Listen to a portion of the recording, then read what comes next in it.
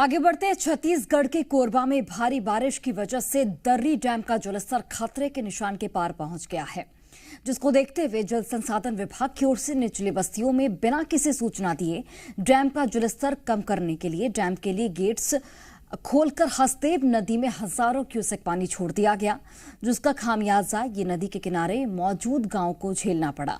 फिलहाल स्थिति सामान्य है, लेकिन बीते दिनों जो हालात देखने को मिले, किस तरह इस पूरे मामले में प्रशासन ने अनजान बनकर कोई मदद नहीं की, उस रिपोर्ट के जरिए आप देखिए।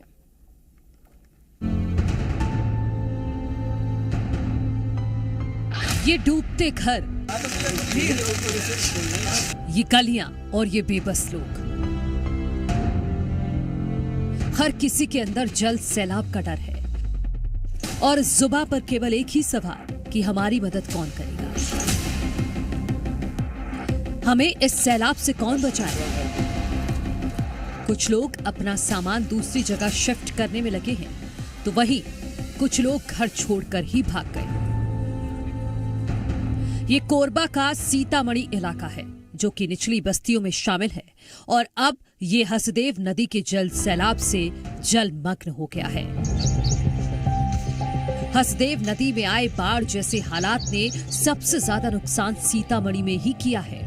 23 अगस्त को जब पहली बार दर्री डैम से पानी हसदेव नदी में छोड़ा गया, तो पानी सीधे सीतामढ़ी के निचले इलाकों की बस्तियों में पहुंचा और गलियों और घरों में घुसने लगा। बस्ती वासियों को जैसे ही बाढ़ की जानकारी हुई, वैसे ही बस्ती में अफरा तफरी मच गई। लोगों को संभलने तक का मौका नहीं मिला, लोग अपनी जान बचाने में जुट गए। सुरक्षित स्थान में पहुंचकर ये बाढ़ पीड़ित लोग मजबूर होकर अपना आशियाना और सामान को डूबते देखते रहे। सिर से छत गायब होने पर प्रशासन की राह देखते रहे, लेकिन जब प्रशासन से कोई मदद नहीं मिली, तो बच्चों को लेकर पड़ोसियों के घर रात बिताई।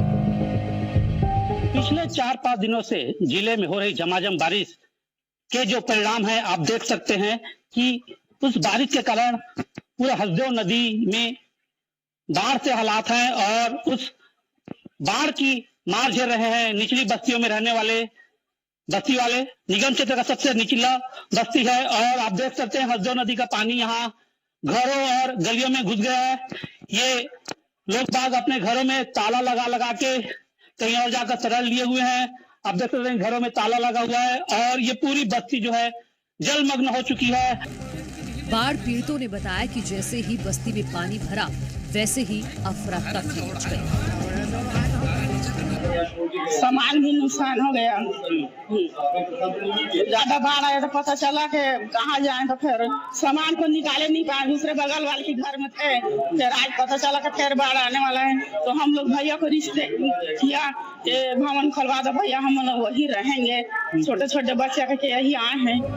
23 अगस्त से पड़ोसियों के घर रहने को मजबूर बाढ़ पीड़ितों का दर्द जब क्षेत्रीय पार्षद ने प्रशासन को दिया, तब जाकर प्रशासन को इनकी याद आई और सीतामढ़ी में मौजूद सामुदायिक भवन में इनके रहने और खाने का बंदोबस्त किया गया।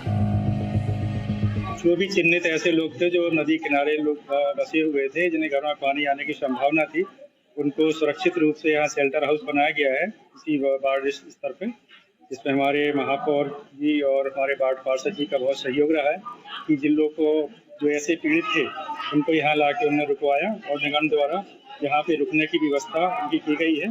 साथ साथ में आवश्यकता अनुसार भोजन वगैरह की व्यवस्था भी नगर निगम द्वारा की गई है। जी मध्य प्रदेश छत्तीसगढ़ की टीम ने जब सीतामढ़ी के बाढ़ ग्रस्त बस्ती में पहुंचकर रियलिटी चेक किया, तो पाया कि कई घर जलमग्न हैं, जिसकी वजह से घरों में ताले लटके हुए हैं। जिले में बारिश लगातार जारी है और कभी भी डैम से पानी छोड़ा जा सकता है, जिससे हसदेव नदी का जलस्तर और बढ़ सकता है। ऐसे में हसदेव नदी का दायरा और बढ़ेगा और कुछ और घर इसकी चपेट में आ सकते हैं। बस्ती वासियों से जब बात की गई कि उनका भी घर नदी के किनारे है, तो वो कब तक सुरक्षित स्थान की ओर पलायन करेंगे, सुनिए उन्होंने क्या जवाब दिया। पानी भर गए है तो कामल जाई, अब गए ना तो निकल के भाग मत जा कहीं। ओ पार्षद आ रही से अब भगई से जावा तो मन उहे रिहा करती। जावा जावा तुम निकला भागा कहीं ना वो मन घले अवाने घर में कौन ने राखी पर के भरोसा में थोड़े रही है चौकीदार कौन जी। बारिश की वजह से हर साल कोरबा की निचली बस्तियों के घर जलमग्न होते हैं। बावजूद इन क्षेत्रों में अवैध कब्जा कर घर बनाने वालों की संख्या कम नहीं होती। अवैध कब्जा करने की होड़ में वो नदी के बहाव क्षेत्र को घेर लेते हैं, जिसका खामियाजा उन्हें बारिश में मिलता है। अगर पहले से ही नदी के प्रवाह और उसकी शक्ति को समझ ले तो बारिश में उन्हें आशियाना उजड़ने का दर्द नहीं झेलना पड़ेगा। नीलम पटवार, जी मीडिया, कोरबा।